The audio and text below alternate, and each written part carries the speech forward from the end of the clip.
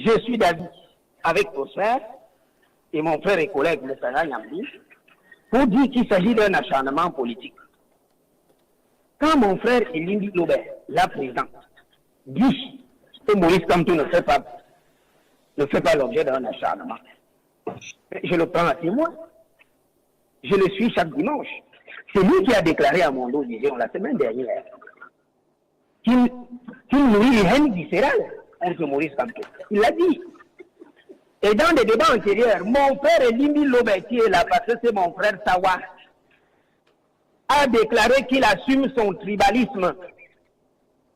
Vous voyez donc que si un simple particulier peut assumer cette situation, c'est qu'il a tient de ce que le pouvoir a instillé dans nos esprits. Parce que, comme je l'ai dit la fois dernière, il y a un tribalisme d'État qui ne dit pas son nom. Et il y a des signaux avant-gardistes et avant-coureurs que l'on peut relever. Avant même que Maurice Kamto n'introduise sa candidature, on a vu les ministres de la République s'agiter autour de sa candidature. Et déclarant même qu'il ne sera pas candidat. Chacun connaît la position du tam-tam du gouvernement. C'est le ministre de l'administration territoriale vis-à-vis de la personne de Maurice Kamto. Et je continue. Avant même... Professeur Abayono, il vous reste exactement 30 secondes. Merci. Avant même que l'État ne déclare les résultats, les villes de Douala et de Yaoundé faisaient l'objet d'un encadrement sécuritaire à nul autre pareil.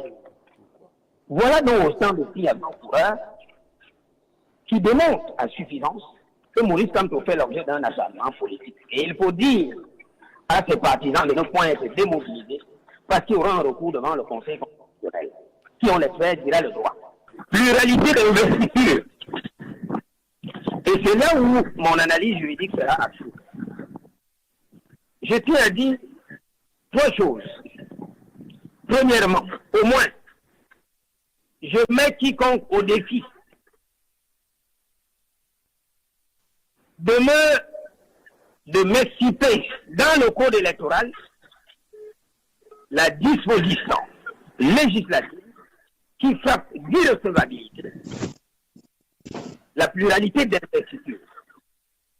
C'est pour tout simplement dire que dans le code électoral, la notion de pluralité d'investiture n'existe pas. C'est une créature de l'État. Et c'est là où ça devient déjà très dangereux.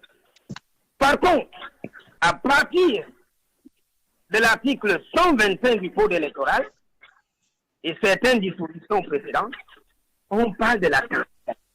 Ce que je tiens donc à dire, c'est que on ne peut opérer une déclaration d'irrecevabilité, c'est-à-dire de rejet de la candidature, sans texte ou au-delà des textes.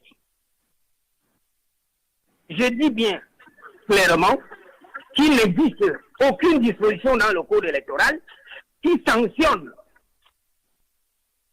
la pluralité de l'investiture par l'irrecevabilité. Ça n'existe pas. On rejette pour pluralité d'investiture.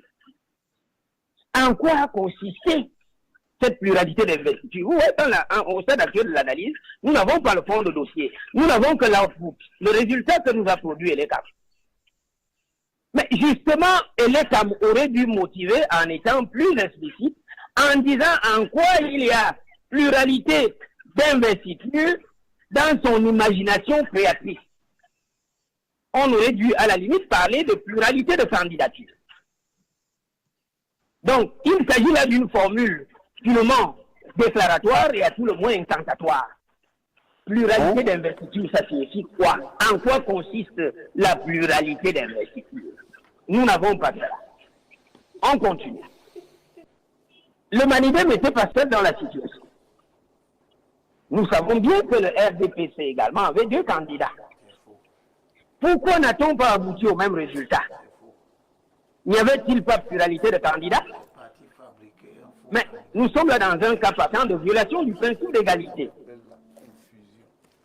C'est la raison pour laquelle on dit que cette décision sera contestée devant l'instance compétente, c'est le Conseil constitutionnel, dès la semaine prochaine. Et pour appuyer sur l'illégalité patente de cette mesure, mais soyons sérieux parfait à ici.